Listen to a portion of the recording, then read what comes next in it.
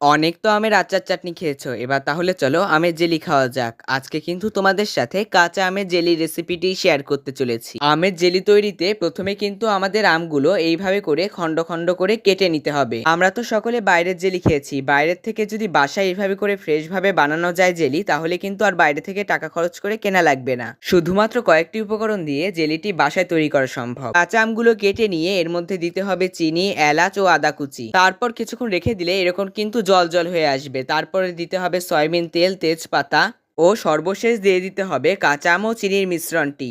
আর আপনাদেরকে একটা কথা বলে রাখি, আমাদের কিন্তু এই মিশ্রণে চিনির পরিমাণটা একটু বেশি ব্যবহার করতে হবে।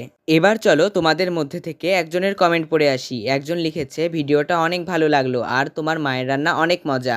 আপনাকে অসংখ্য ধন্যবাদ আমাদের ভিডিওটিতে এত সুন্দর কমেন্ট করার জন্য। এরপর কিছুক্ষণ নেড়েচেড়ে জ্বালিয়ে নিলেই কিন্তু তৈরি আমাদের কাঁচা আমের জেলি। দেখা হবে আপনাদের সাথে পরের অন্য কোনো ভিডিওতে।